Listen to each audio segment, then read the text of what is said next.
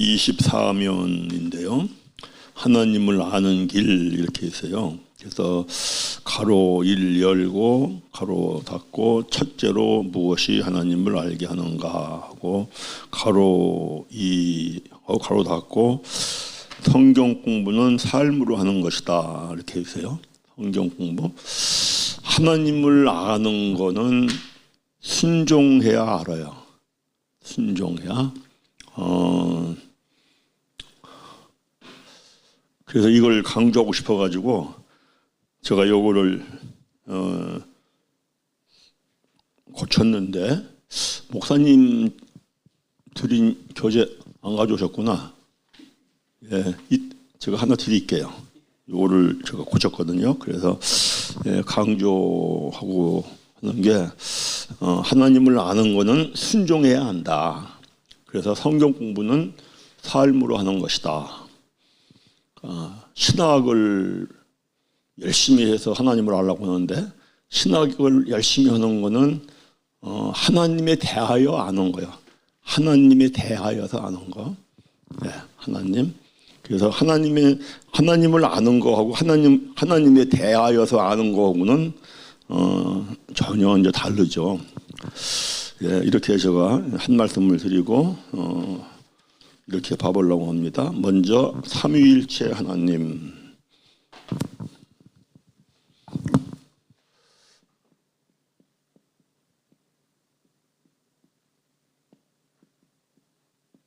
삼위일체 하나님을 어떻게 아느냐?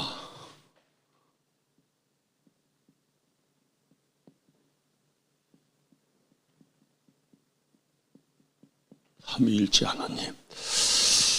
자, 우리 요한복음 1장을 가보겠습니다. 요한복음 1장 1절. 요한복음 1장 1절에 이제 아버지 하나님 말씀하시는 거죠. 1절 읽습니다.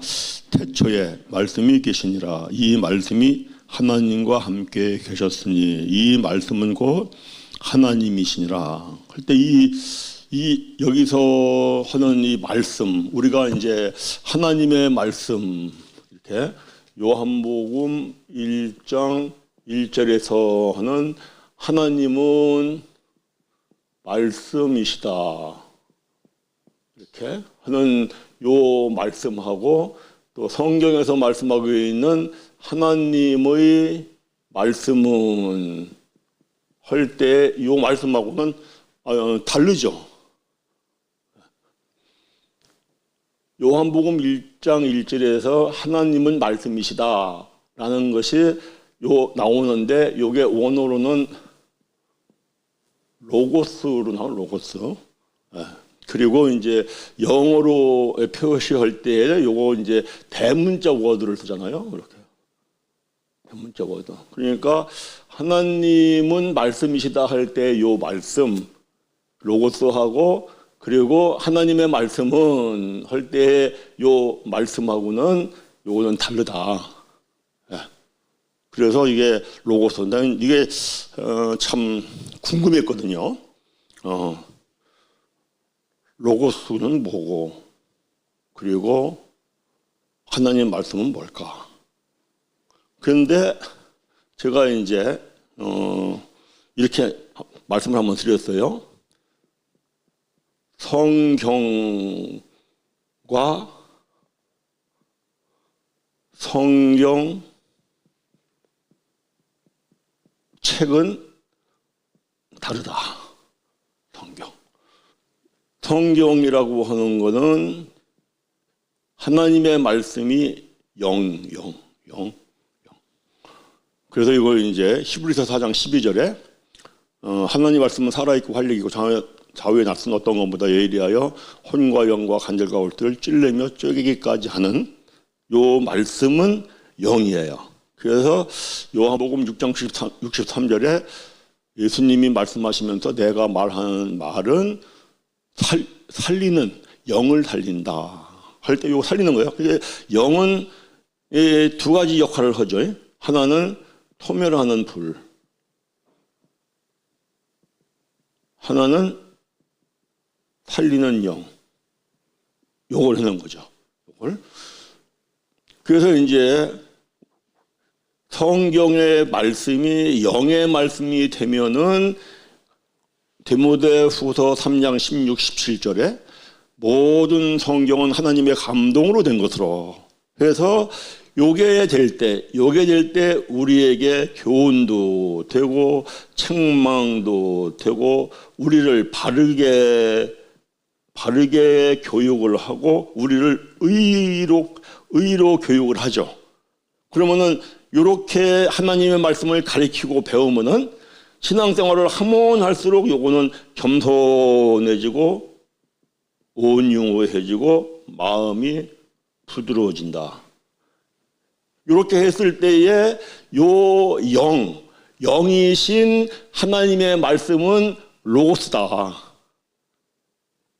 하나님은 영이에요. 영. 그리고 하나님은 말씀이시다 할 때 요 말씀은 영의 말씀이다. 영의 말. 영의 말이니까 요건 바로 성경과 성경책이 다르다고 제가 설명을 했는데 요거는 성경에 이렇게 들어가는 말씀이라는 거죠. 그래서 이제 이 하나님은 우리가 뜻을 세우시는 분이다. 뜻을 세우는 분이야. 뜻을.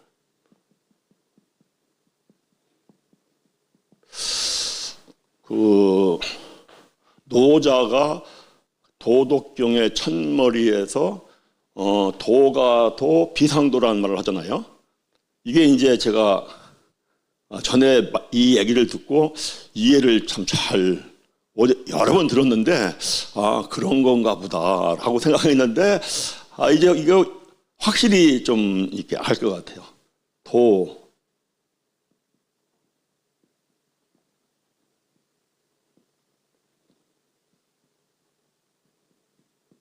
도가도 비상도.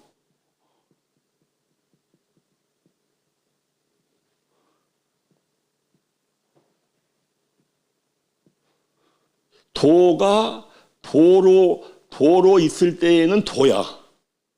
하나님의 말씀이 영으로 계실 때에는 영인데 이게 말로 표현해서 나타나면은 도가 안 돼.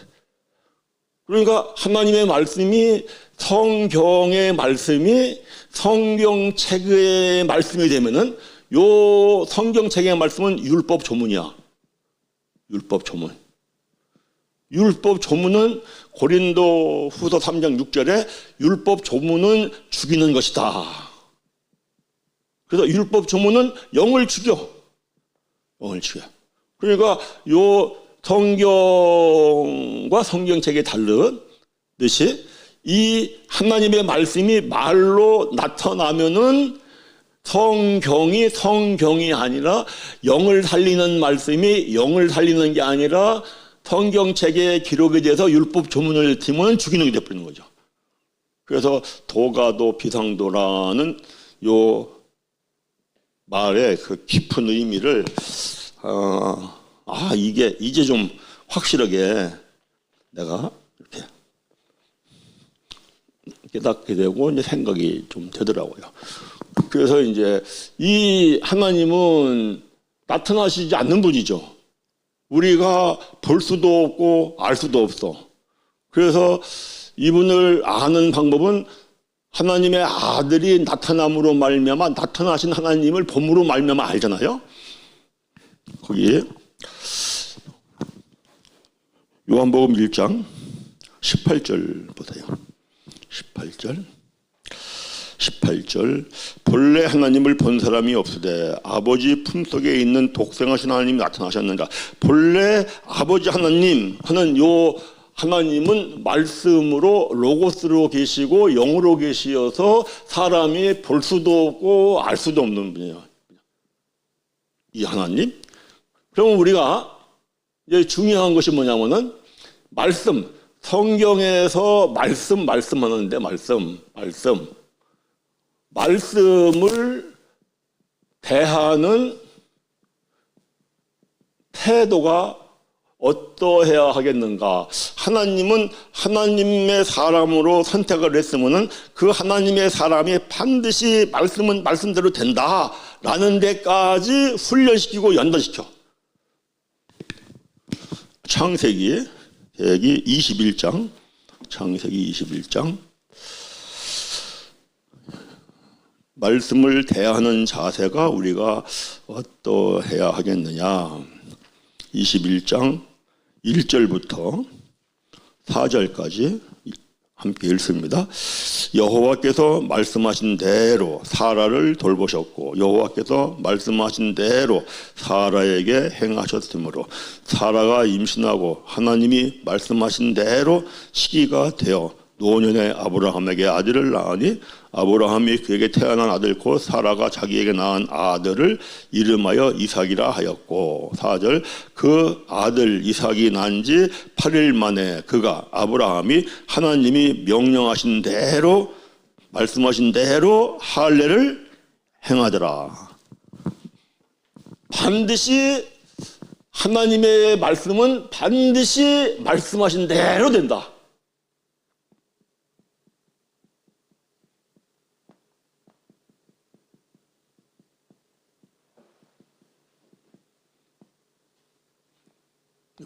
말씀하신 대로. 그런데 말씀하신 대로 돼. 우리가 믿어요. 그러면 우리가 말씀하신 대로 살아야 돼. 근데 말씀하신 대로 사라져요? 이거 안 사라져요. 그래서 사람마다 이게 기간이 달라.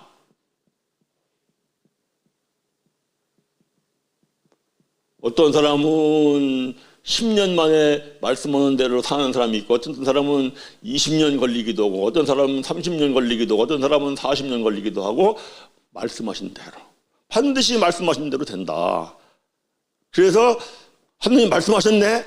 그럼 하나님의 말씀이시오니 순종하겠나이다. 따라가겠나이다. 말씀대로 되기를 원하나이다.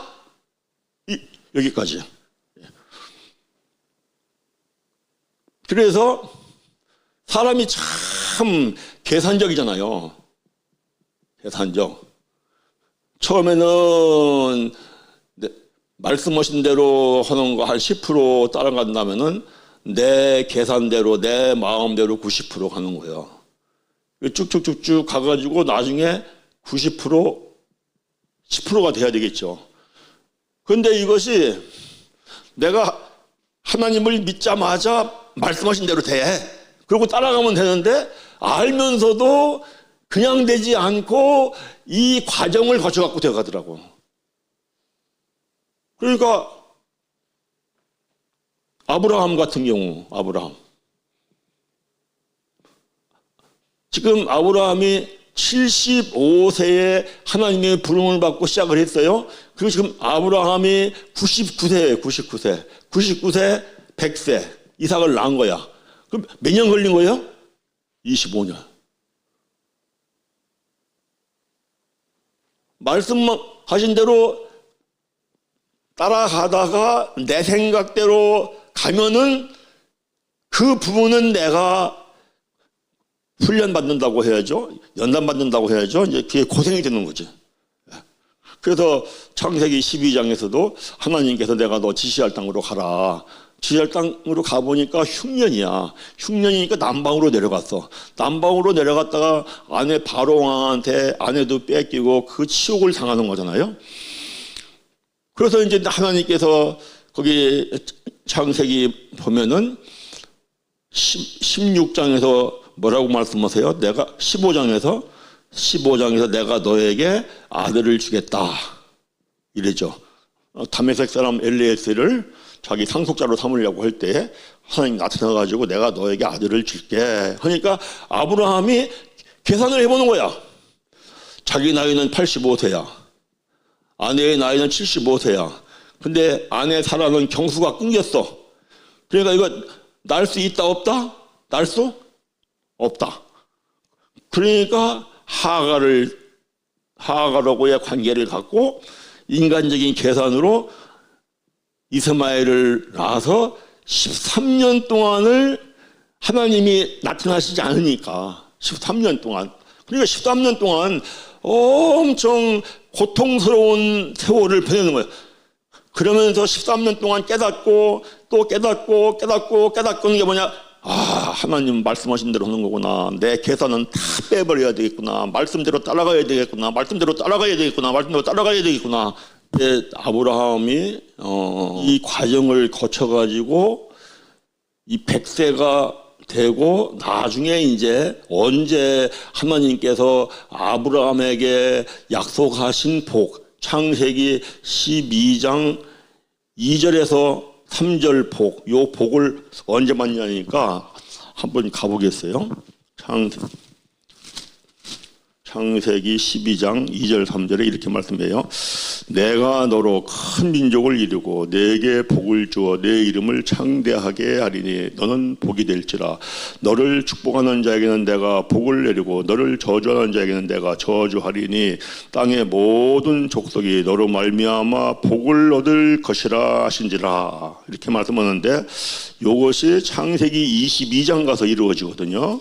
창세기 22장을 가보겠어요. 창세기 22장의 12절에 이제 이삭을 모리아 산에 가서 번제물로 드리는 그 사건 후에 12절 사자가 이르시되 그 아이에게 내 손을 대지 말라. 그에게 아무 일도 하지 말라. 내가 내 아들 내 족자까지도 내게 아끼지 아니하였으니 내가 이제야 내가 하나님을 경외하는 줄 아노라. 뭐 했을 때? 순종했을 때. 온전하게 100% 순종을 한 거죠. 그 독자 아들 이삭을 모리아산에 데리고 올라가서 내가 번제물로 드렸을 때 하나님이 하시는 말씀이 내 손을 멈춰라. 그리고 하시는 말씀이 이제야 내가 하나님을 경외하는 줄을 내가 아노라. 그리고 그 다음에 넘어가서 16절 보세요. 창세기 22장 16절 이르시되 여호와께서 이르시기를 내가 나를 가리켜 맹세하노니 내가 이같이 행하여 내 아들 독자도 아끼지 아니하였은즉 내가 내게 큰 복을 주고 내 씨가 크게 번성하여 하늘의 별과 같고 바닷가의 모래와 같게 하리니 내 씨가 그 대적의 성문을 차지하리라. 또 내 씨로 말미암아 천하 만민이 복을 받으리. 이는 내가 나의 말을 준행하였음이라. 하나님이 약속하신 복을 언제 온전히 주냐니까 말씀하신 대로 돼. 그리고 말씀하신 대로 된다라는 걸 믿고 말씀하신 대로 순종할 때 그때 하나님이 약속하신 복을 주시더라는 거예요. 이걸 신명기에서 뭐라고 말씀하시냐니까 신명기 8장 16절에 내 조상들도 알지 못하던 만나를 광야에서 내게 먹이셨나니 이는 다 너를 낮추시며 너를 시험하사 마침내 내게 복을 주려 하심이라. 그래서 하나님이 주시는 복은 언제 받는 거냐 하니까 마침내 받는 마침내. 요 마침내가 뭐냐니까 말씀하신 대로 된다. 말씀하신 대로 확실히 믿어. 이 훈련을 받아, 이 연단을 받아, 이 훈련과 연단을 받으면서 그 사람이 변화가 되는데 그 사람은 어떻게 변화가 되느냐? 낮아지는 사람이 된다. 낮아진다는 게 뭐예요? 온유하고 겸손한 사람이 된다는 거죠. 온유하고 겸손하게 돼서 마침내 때가 차니까 하나님이 약속하신 복을 준다. 그 하나님의 백성은 어느 것이 있냐? 반드시 말씀대로 되는 거야. 그래서 말씀대로 되는 요 훈련과 연단의 과정이 이게 사람에 따라 가지고 어떤 사람은 10년, 20년, 30년, 40년 이렇게 연단을 받더라. 그래서 이제 야곱도 보면은 야곱이 장자의 축복을 이렇게 이제 받잖아요. 방자, 소원이 장자의 축복을 받는 거예요. 소원이 장자의 축복을 받는 건데 야복강 창세기 32장에서 야복강 강가에서 환도뼈가 의결이 돼요. 환도뼈가 부러지면서 사실은 축복을 받아요. 그러면은 확 사람이 변화할 거예요. 이제부터는 나는 누구를 위하여 살리라? 하나님을 위하여 살리라. 그러는데 이 환도뼈가 부러지는 사건을 겪으면서도 축복을 받은 다음에 하나님을 위하여 사는 게 아니라 나를 위해서 나를. 요거 나오는 말씀이 그 창세기 거기 33장 가보면 이렇게 나와요. 창세기 33장.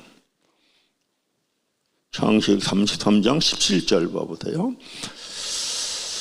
환도뼈가 부러지고 우이골이 되고 그리고 하나님이 축복을 약속했으면 이제 20년 동안 그 라반의 집에서 고생하고 그러고 나서 이제 축복을 받은 건데 그런 다음에도 야곱이 자기를 위해 살더라. 33장 17절 야곱은 숫곳에 이르러 자기를 위하여 집을 짓고 그의 가축을 위하여 우리간을 지었으므로 그 땅 이름을 숫곳이라 하더라. 그래서 그 다음에 어떤 사건이 나오느냐면은 창세기 34장의 사건이 나와요. 창세기 34장 그 딸 디나가 그 히족 속의 그 하몰의 아들 세검에게 강간당하는 사건이 나오죠. 이 사건이 나오면서 어떤 일을 겪어요? 너희 남자들이 다 할례를 받으면 결혼을 시켜주겠다. 그리고 할례를 받으니까 디나의 오라비 시므이와 그 레이가 가가지고 남자들을 다 죽이잖아요. 남자들을 다 죽이고 나니까 그 옆에 있는 그 가나안 족속들이 이제는 야곱이 걱정하는 게 뭐냐니까 우리가 몰살을 당할 것 같다. 몰살을 당할 것 같다 해가지고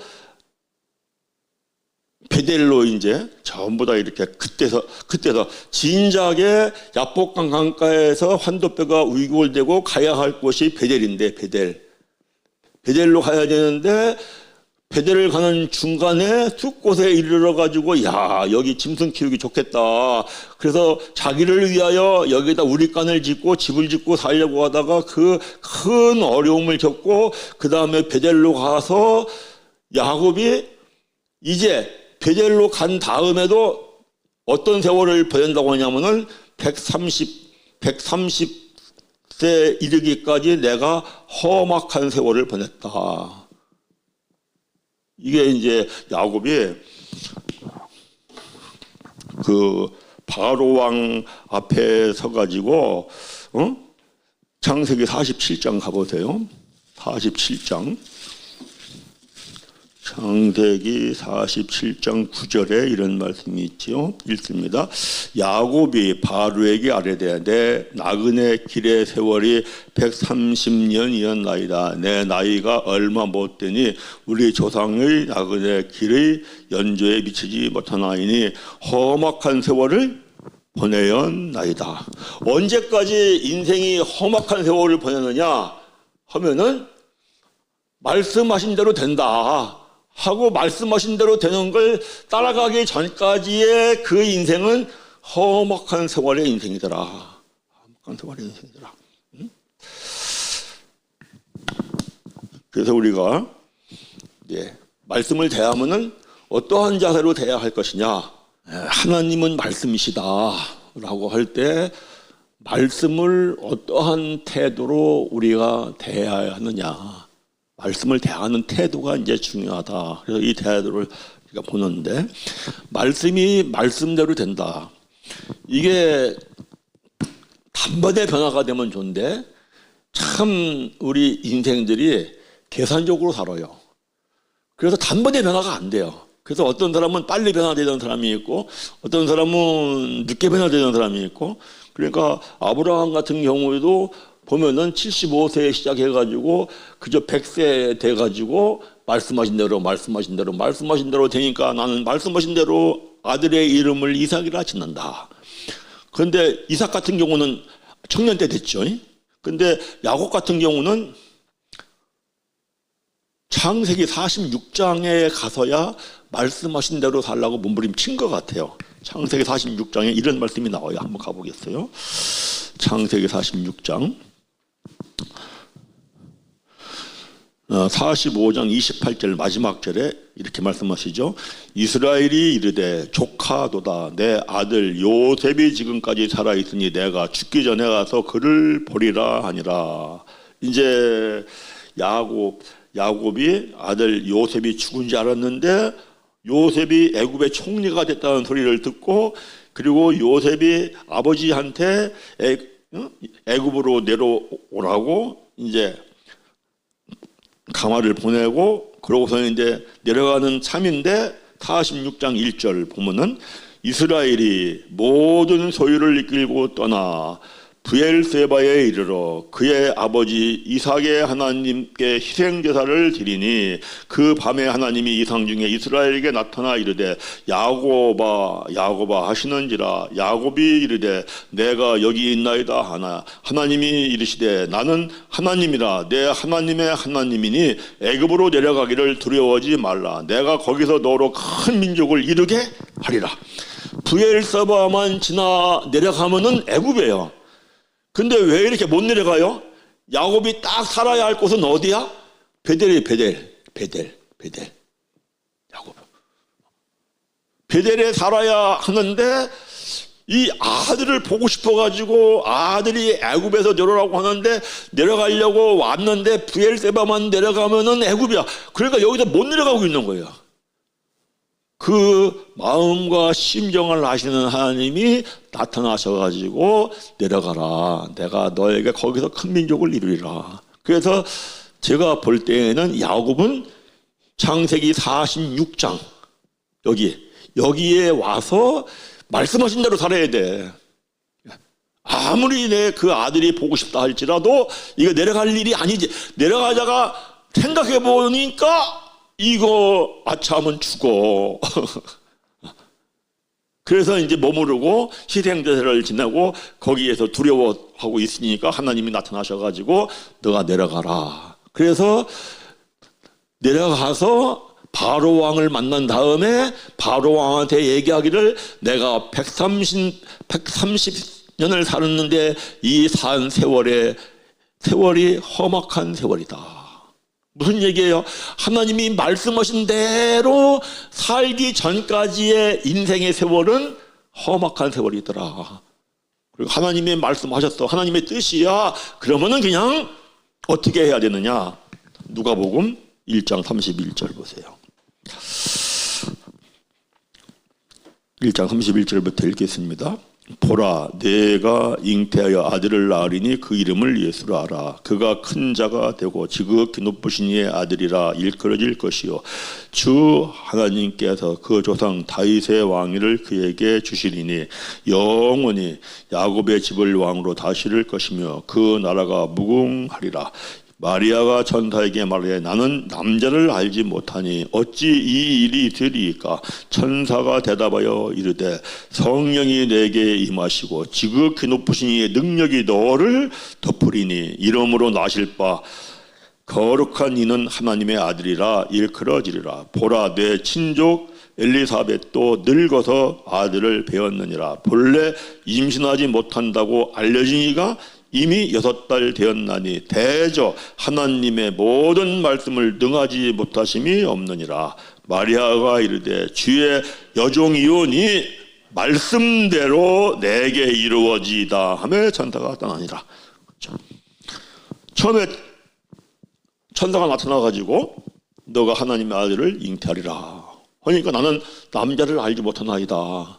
그 알지 못한다는 게 뭐냐니까 내가 지금까지 남자와 동침한 적이 없습니다. 근데 어떻게 아들을 내가 낳습니까?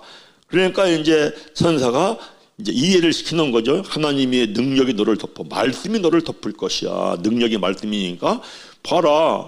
너 친족 엘리사벳도 늙어서 아들을 배었다. 그래 하나님께서 너에게 아들을 주시면 낳는 것이다. 라고 하니까 마리아가 주의 여종이오니 말씀하신 대로 내가 이루어지나이다. 이거 결단을 하는 거죠. 무슨 결단을 해요? 말씀하신 대로 이루어지기를 내가 살기를 원하면은 결단하는 거예요. 이거는 내가 죽으면 죽으리라. 이 결단이 있기 전에는 말씀하신 대로 살 수가 없어. 왜? 지금 만약에 마리아가 처녀인데 임신을 했어. 그러면은 간음죄가 돼버린단 말이에요.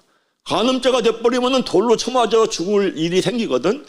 그래 내가 돌로 쳐맞아 죽는다 할지라도 말씀하신 대로 내게 이루어지이다. 그러면은 그 다음은 누가 책임을 져? 하나님이 책임지시는 거죠. 네가 나를 위하여 죽고자 하느냐? 너는 살리라. 그래도 하나님이 책임지시는 그 장면이 어디 나오냐니까 마태복음 1장에 나오죠. 마태복음 1장 가보세요. 마태복음 1장 18절.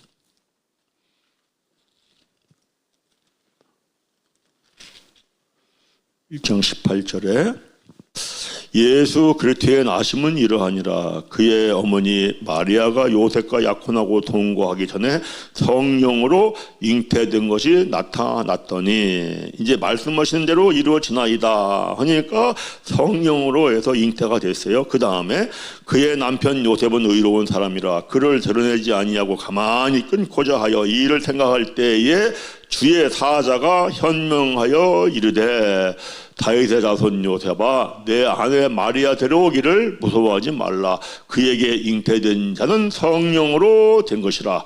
아들을 낳으니 이름을 예수라 하라. 이는 그가 자기 백성을 그들의 죄에서 구원할 자심이라 하니라. 이 모든 일이 된 것은 주께서 선지자로 하신 말씀을 이루려 하심이니 이르시되 보라 처녀가 잉태의 아들을 낳을 것이요 그의 이름을 임마누엘이라 하리라 하였으니 이를 번역한즉 하나님이 우리와 함께 계시다 함이라. 아멘. 그래서 말씀하신 대로 이루어지는 걸 믿고 말씀하신 대로 살겠나이다 라고 결단을 할 때에 죽으면 죽으리라 결단을 할 때에 네가 나를 위해 죽고자 하느냐? 너는 살리라 하시는 하나님께서 그 뒤는 책임지고 역사하시는 역사하심이 있다. 또 이렇게 말씀을 따라가다가 죽으면 그러면은 천년왕국이 이루어질 때에 말씀을 따라가다 못배임을 당한 사람들은 천년왕국에서 만왕의 왕이신 그리스도와 더불어 왕노로 다이로다. 그 다니엘 3장 18절에 사드락 메삭 아벳느고의 신앙 고백이 그리하지 아니하실지라도 우리는 왕의 금진당에 절하지도 않겠나이다 이렇게 말하잖아요. 우리 말씀을 대하는 자세가 이러한 자세를 가져야 되고 이것이 빠른 세월에 우리의 삶 속에서 나타나지는 이런 은혜가 우리에게 있어야겠다 이렇게 생각합니다. 그 다음에는 이제 아버지 하나님은 하나님의 뜻을 세우시는 분이고 이 뜻 자체이신 분이 누구냐니까 아들 하나님이죠. 아들 하나님.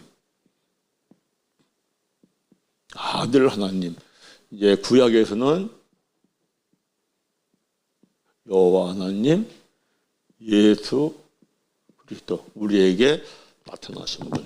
이 나타나신 분을 통하여서 우리가 이제 하나님 아버지를 알 수가 있다. 그거는 요한복음 14장을 가면 이렇게 말씀을 해요. 요한복음 14장.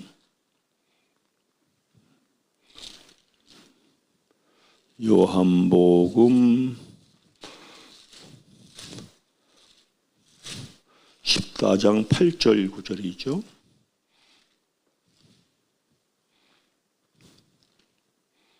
14장 8절 9절에 빌립이 이르되 주여 아버지를 우리에게 보여주옵소서 그리하면 족하겠나이다. 예수께서 이르시되 빌립아 내가 이렇게 오래 너희와 함께 있으되 내가 나를 알지 못하느냐 나를 본 자는 아버지를 보았거늘 어찌하여 아버지를 보이라 하느냐. 자, 그래서 이 아들 하나님은 어떤 분이냐니까 나타나신 하나님. 이 하나님이 우리들에게도 이제 나타나는 은혜가 있어야 되는데 어떤 사람에게 나타난다라고 말씀하냐니까 잠언서 8장 17절에 보면 이렇게 말씀해요. 나를 사랑하는 자들이 나의 사랑을 입으며 나를 간절히 찾는 자가 나를 만날 것이다. 그러니까 어떤 사람한테 나타나니까 하나님을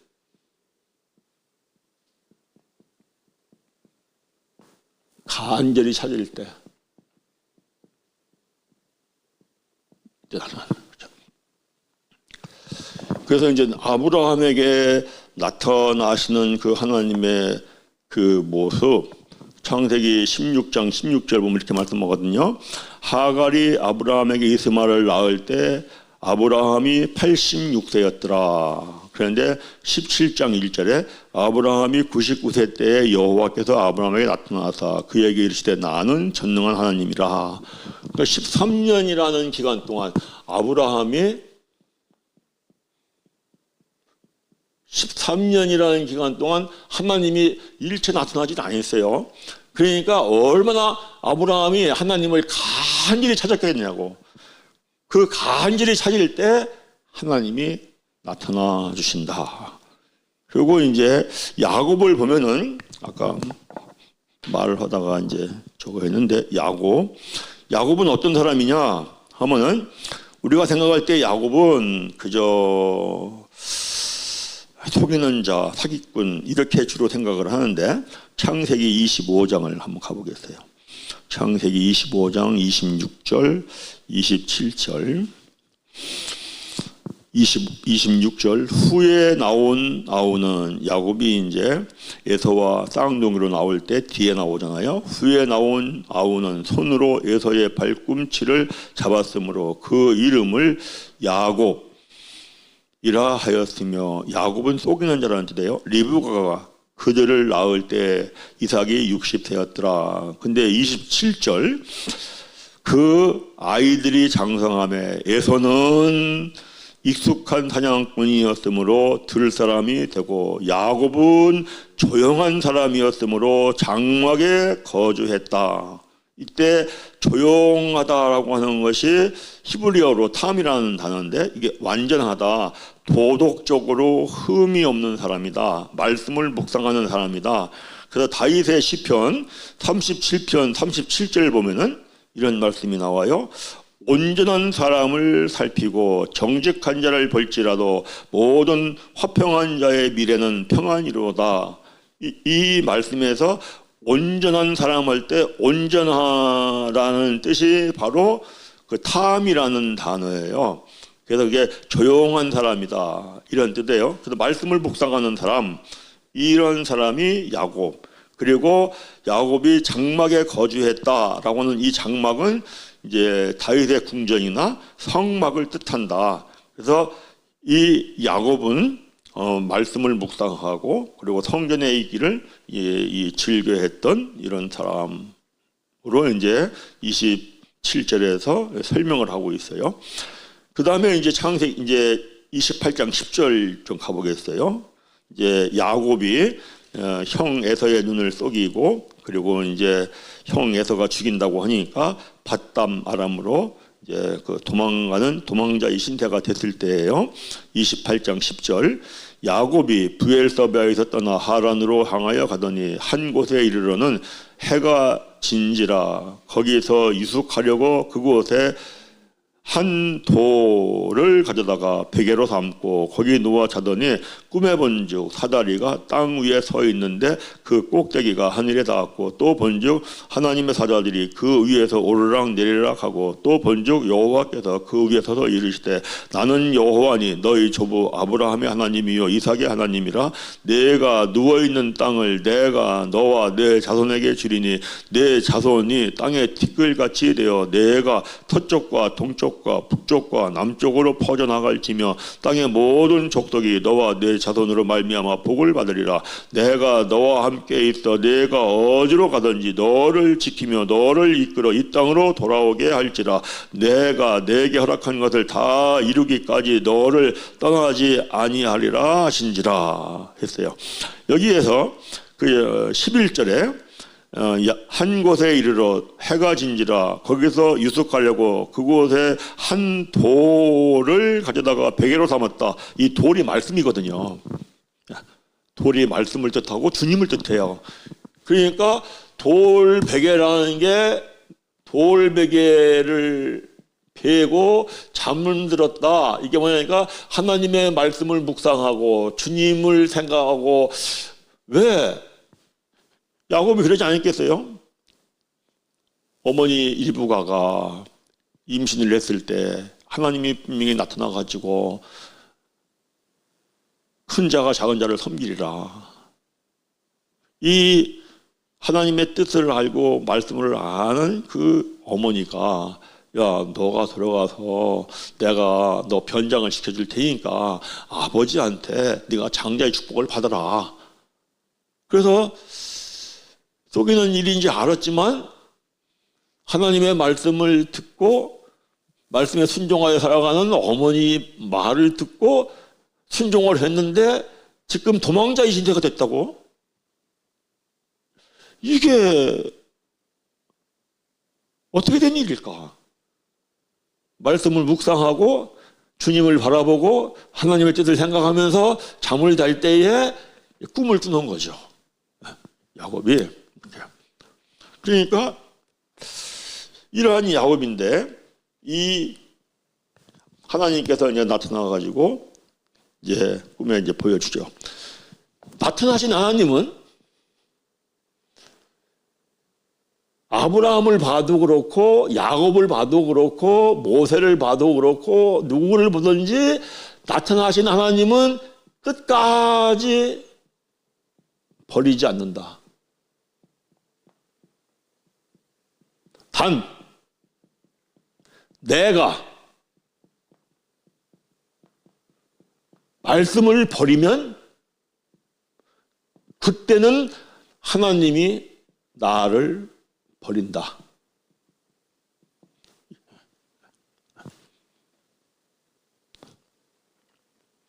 그러니까 하나님은 소원을 주세요. 소원. 이 소원을 주시는데 나는 내가 이런 소원을 가져요. 내가 이런 소원을 나 장자가 됐으면 좋겠어.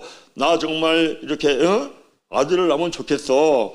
이러한 소원을 내가 갖는데 이 소원이 하나님이 주신 소원이라면 이것이 사명이 돼요. 사명. 그리고 이 소원을 하나님이 이루셔. 그리고 이 소원을 이룰 수 있는 이 그릇을 하나님이 만들어가. 이것이 훈련의 기간이고 연단의 기간이고.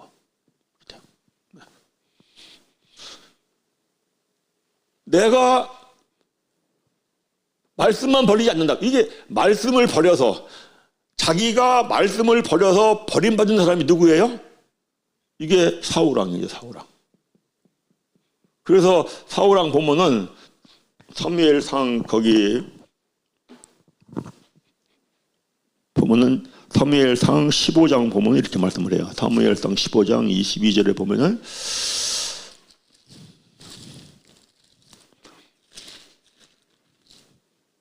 (15장) 22절 23절 사무엘이 이르되 여호와께서 번제와 다른 제사를 그의 목소리를 청종하는 것을 좋아하신 같이 좋아하시겠나이까. 순종이 제사보다 낫고 돕는 것이 순양의 기름보다 나으니 이는 거역하는 것은 점치는 죄와 같고 완고한 것은 사신 우상에게 절하는 죄와 같음이라. 왕이 여호와의 말씀을 버렸으므로 여호와께서도 왕을 버려 왕이 되지 못하게 하셨나이다. 내가 말씀을 버리지 않아. 하나님이 나에게 주신 소원, 이걸 내가 끝까지 버리지 않고 붙잡아. 그러면 끝까지 하나님이 함께 하시면서 주신 소원을 반드시 이루셔. 모세를 보겠어요. 거기 모세. 출애굽기 3장. 출애굽기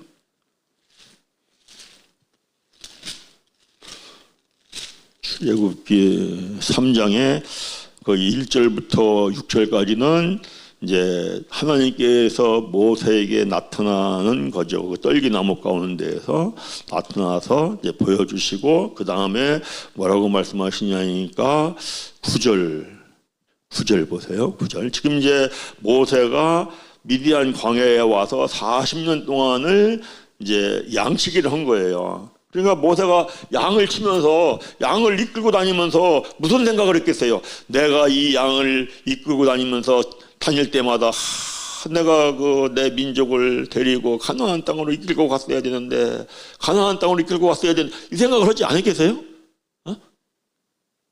그 40년 동안 양치기를 끝까지 했어요. 그런 모세에게 하나님이 나타나서 가시떨기 나무 가운데 나타나서 9절에 이렇게 얘기해요. 읽습니다. 이제 가라. 이제 가. 무슨 얘기요? 너 이제 때가 찼어. 너 이제 이스라엘 백성들을 인도할 수 있는 때가 찬 거야. 이제 가서 이스라엘 백성들을 데리고 네가 가. 이런 얘기죠. 9절. 이제 가라. 이스라엘 자손의 부르짖음이 내게 달하고 애굽 사람들이 그를 괴롭히는 학대도 내가 보았으니 이제 내가 너를 바로에게 보내어 너에게 내 백성 이스라엘 자손을 애굽에서 인도하여 내게 하리라. 모세가 하나님께 아뢰되 내가 누구이기에 바로에게 가며 이스라엘 자손을 애굽에서 인도하여 내리까? 하나님이 이르시되 내가 반드시 너와 함께 있으리라. 내가 그 백성을 애굽에서 인도하여 낸 후에 너희가 이 산에서 하나님을 섬기리니 이것이 내가 너를 보낸 증거냐. 이제 가라 그래. 이제라는 말, 아까 마침내라는 이 단어나 마침내 복을 받는다는 단어나 이제 가라.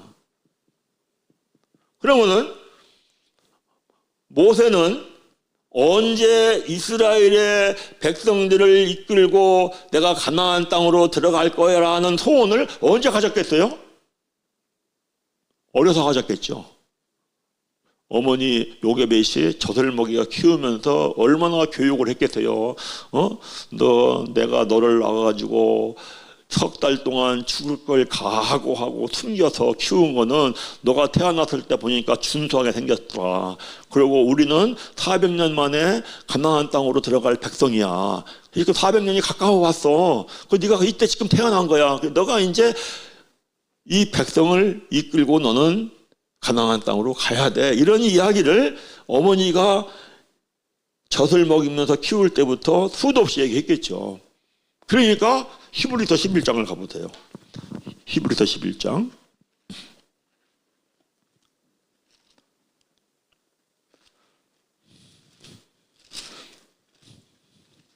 히브리서 11장. 모세 얘기가 거기 나오잖아요. 23절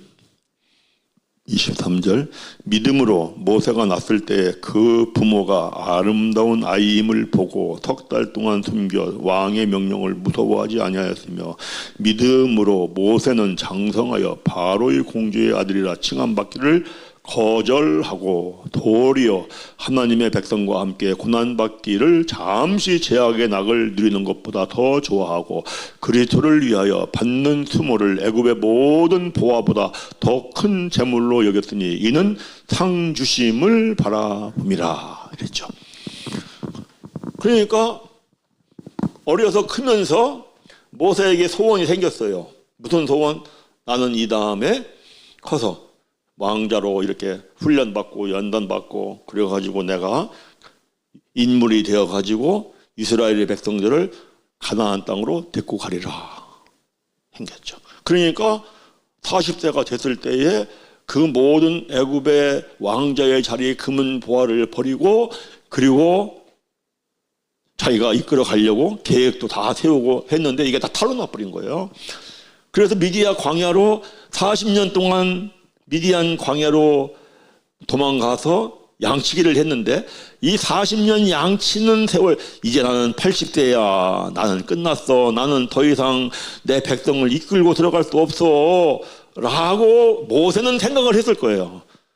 그런데 그의 마음속에 그런 생각은 됐다 할지라도 그의 마음의 소원, 이거는 양을 치면서 끝까지 생각을 했겠죠. 그러한 모세에게 하나님이 함께 하셔서 이제 가라. 이제 됐어. 네가 하는 게 아니야. 네가 하려고 할 때 그건 아닌 거야. 그래서 네가 미디안 광야에 와가지고 40년 세월을 보내면서 나는 이제 아무것도 할 수 없어. 그저 소원은 내 민족을 이끌고 가나안 땅에 들어가는 건데 나는 할 수가 없구나. 그래 너는 못해. 누가 해? 하나님이. 그래 이제 가서 해. 내가 너하고 함께 할 테니까. 이 말씀이 어디 나오냐니까 빌립보서에 나와요. 빌립보서 1장을 가보세요. 빌립보서 1장 6절 1장 6절 함께 읽습니다.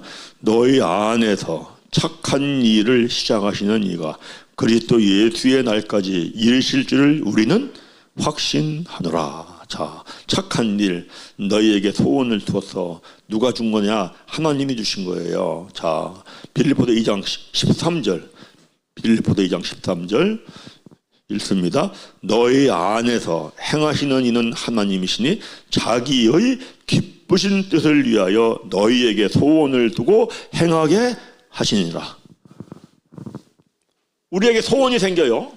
이 소원은 사실은 누가 준 거냐면 하나님이 주신 거야. 이 소원이 이루어지면 누가 기쁜 거냐? 하나님이 기쁜 거야.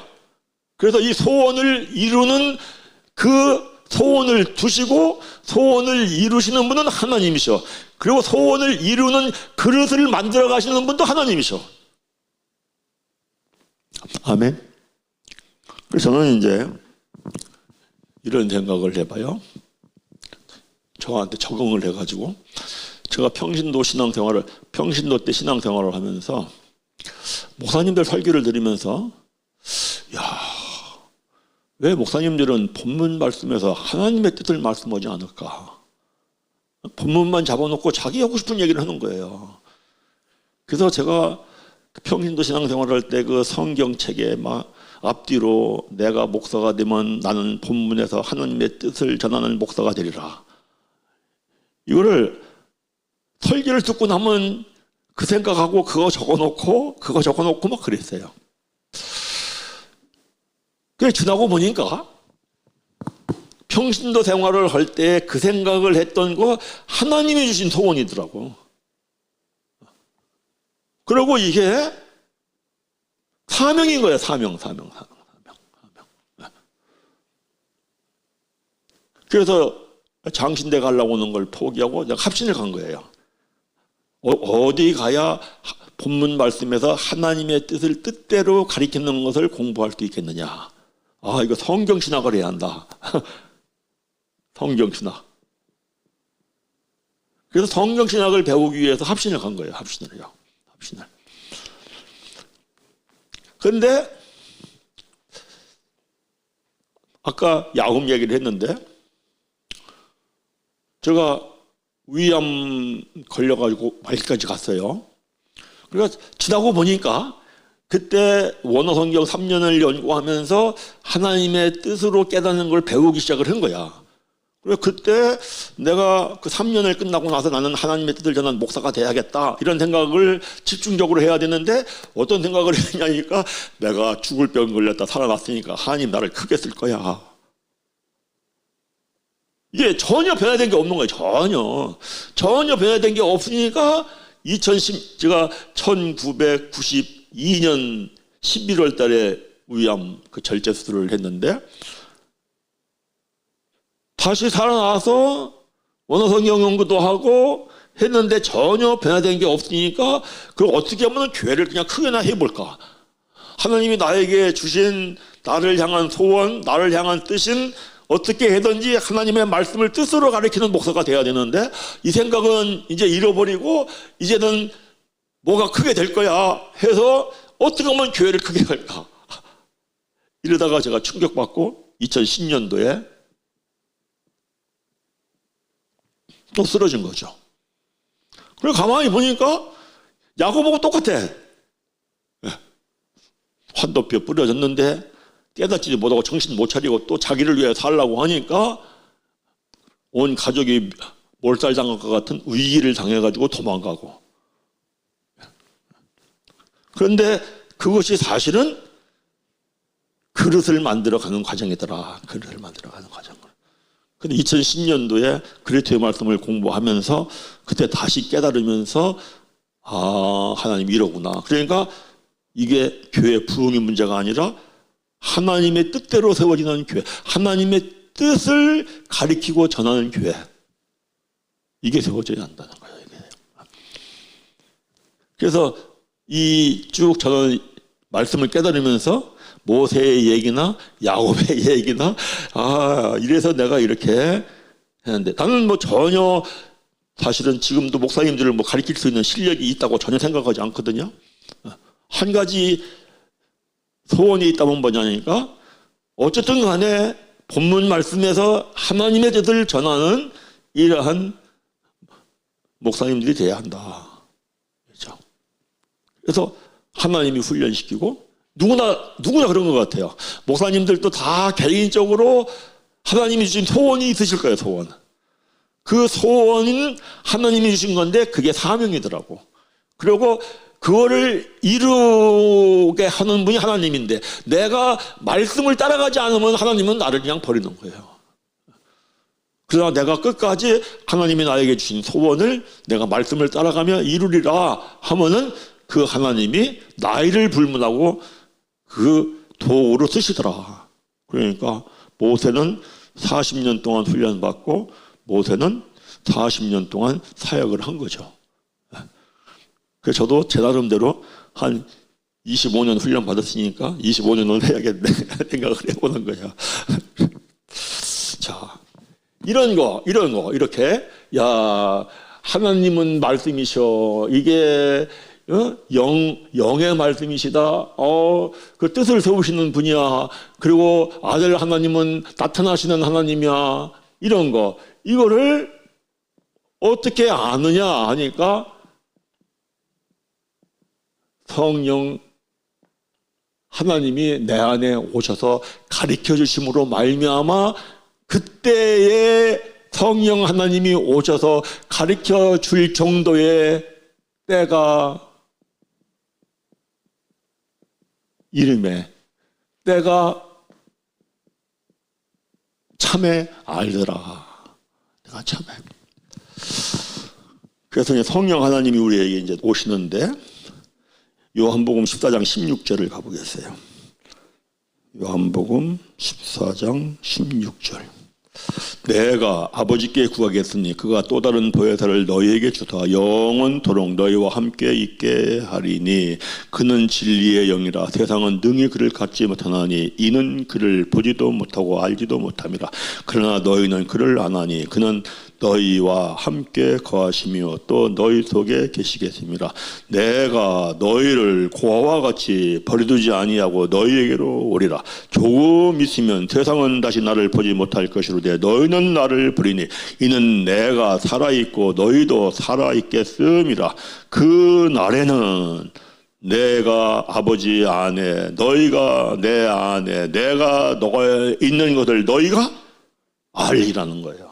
무슨 얘기야? 그날이 되면은 하나님 아버지 그날이 되면은 나타난 하나님 나 그거를 너희가 알리라. 그러면서 나의 계명을 지키는 자라야 나를 사랑하는 자니 나를 사랑하는 자는 내 아버지께 사랑을 받을 것이요 나도 그를 사랑하여 그에게 나를 나타내리라.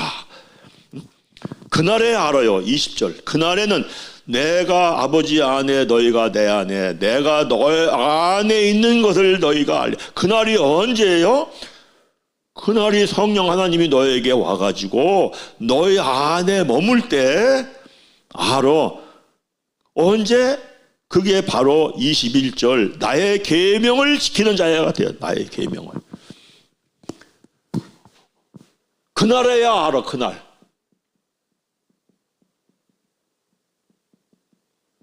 그런데 그날은 어떤 날이냐니까 나의 계명을 지킬 때. 나의 계명. 나의 계명을 지킨다는 게 뭐예요? 나의 계명을 지킨다는 게 하나님의 말씀이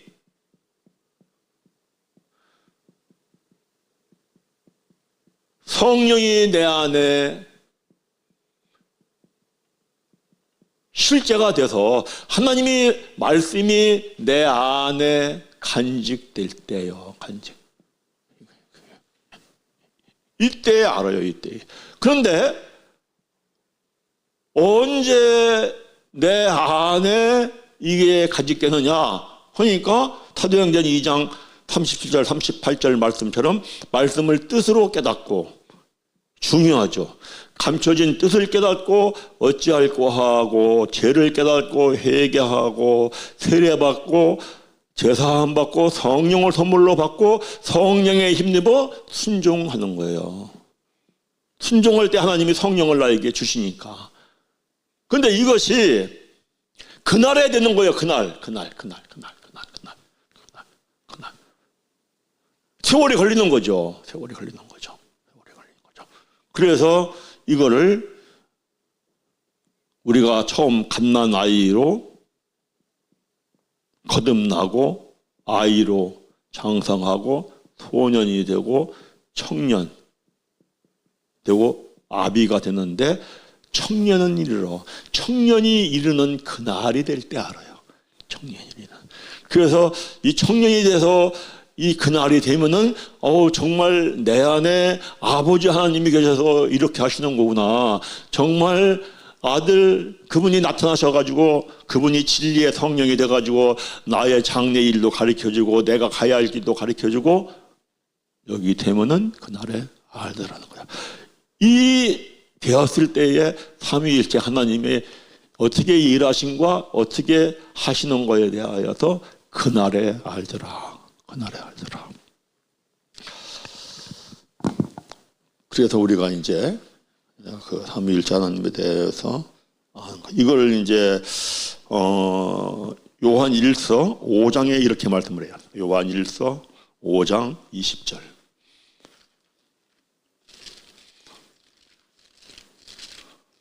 요한 1서 5장 20절.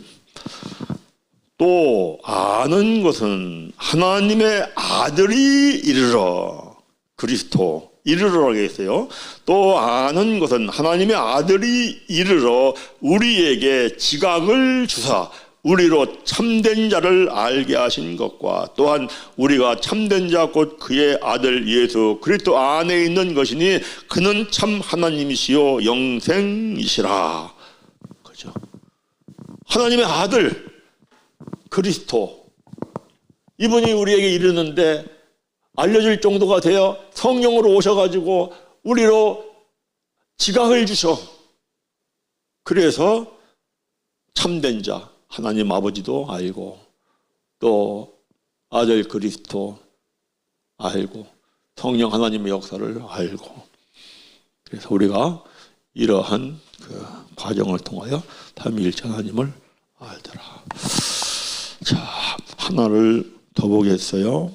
어디를 보냐니까 잠언서를 보겠어요. 잠언서. 하나님을 아는 것. 두 번째로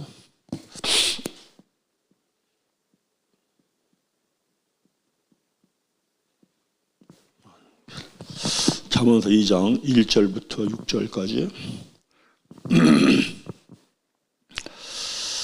내 아들아 내가 만일 나의 말을 받으며 나의 계명을 내게 간직하며 내 길을 지혜에 기울이며 내 마음을 명철에 두며 지식을 불러 구하며 명철을 얻으려고 소리를 높이며 은을 구하는 것 같이 그것을 구하며 감추어진 보배를 찾는 것 같이 그것을 찾으면 여호와 경외하기를 깨달으며 하나님을 알게 되리니 대저 여호와는 지혜를 주시며 지식과 명철을 그 입에서 내심이라. 그러니까 하나님을 알려면 잠언서 2장 1절에 내 아들아 내가 만일 나의 말을 받으며 나의 계명을 내게 간직하며, 하나님의 말씀이 3단계가 있다고 했어요. 3단계. 하나는 읽는 것, 하나는 받는 것, 하나는 간직하는 것. 간직하는 것. 읽는 거는 문자죠, 문자. 이거는 율법 전문이에요. 율법 전문이요. 읽는 것 가지고는 하나님을 알지 못해요. 알지 못해요. 성경을 10도겠네, 20도겠네, 30도겠네 해도 읽는 수준, 율법 전문의 수준이 되면은 고린도후서 3장 6절 말씀처럼 율법 전문은 죽이는 것이다. 이 죽인다고 할 때에는요, 영을 죽이는 거예요, 영. 영을 죽인다는 거는 혼은 살리는 거예요, 혼은. 제가 영혼, 육의 기능을 했거든요, 혼. 영이 죽고 혼이 살아나면요, 이거 아주 교만해져요. 거만해지고 고집불통해요. 자기가 하나님 말씀 많이 한다 해가지고. 영이 살아나면은 겸손해져요. 영이 살아나면요. 그래서 이 하나님을 아는 길에 대하여 말씀하고 있는 잠언서 2장 1절에서 읽는 거로 시작을 안 해요. 읽는 걸로. 받는 거. 이건 뭐냐면 뜻. 감춰진 뜻. 감춰진 뜻. 성경 말씀을 먼저 읽어야 돼요. 근데 읽는 데 머물러 있으면 안 돼요. 근데 대부분 여기에 머물러 있잖아요. 여기에요. 받아야 돼요. 뜻으로 깨달아야 돼요. 뜻으로 깨달아서 죄를 깨달아야 돼요. 죄를 깨닫고 어찌할 거 하고 회개하고, 중요한 게 세례예요. 세례. 이게 참 안 돼요. 세례. 내 죄성이 죽어야 되는데, 이거요. 이 죄성을 죽이고 새 영이 살아나야 되는데요. 사람들이 기도할 때 이런 거 관심이 별로 없어요. 관심이 없어요. 이게 되어야 그 다음에 제사함이 이루어나잖아요. 제사함이야. 그래야 이제 성령을 선물로 받아서 성령에 힘입어 순종을 해야 말씀이 간직이 돼요. 그래서 순종을 해야 그때 하나님을 알아요. 그래서 계속 강조하는 게 뭐냐. 거기 보면은 하나님을 알려면 2절 보세요. 잠언서 2장 2절. 내 길을 지혜에 기울이며 내 마음을 명철에 두며 지식을 불러 구하며 명철을 얻으려고 소리를 높이며. 이게 전부 다 무슨 얘기냐니까 기도예요. 기도. 길을 기울인다.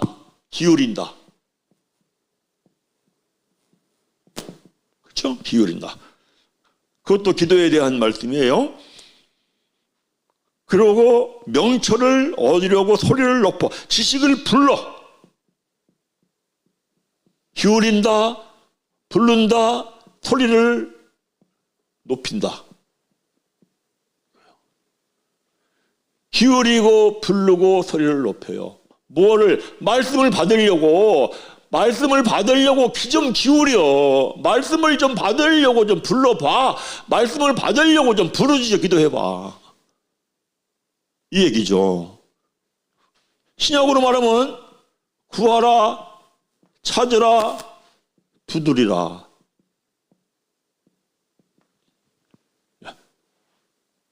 이 말씀이에요. 응? 그래가지고 누가복음 거기 10장 가보면 이렇게 말씀하잖아요. 누가복음 11장 10절 11절 12절 13절에 구하는 이마다 받을 것이요 찾는 이가 찾아낼 것이요 두드리는 이에게 열릴 것이니 너희 중에 아버지 된 자로서 누가 아들이 생선을 달라 하는데 생선 대신에 뱀을 주며 알을 달라 하는데 전갈을 주겠냐. 너희가 악할지라도 좋은 것을 자식에게 줄 줄 알거든 하물며 너희 하늘 아버지께서 구하는 자에게 뭘 주신다고요? 성령을 줘요. 성령을 준다는 게 뭐예요? 성령을요. 성령을 주신다. 성령 어떤 사람한테 줘요? 하나님이 말씀에 순종하는 사람한테 주는 거예요.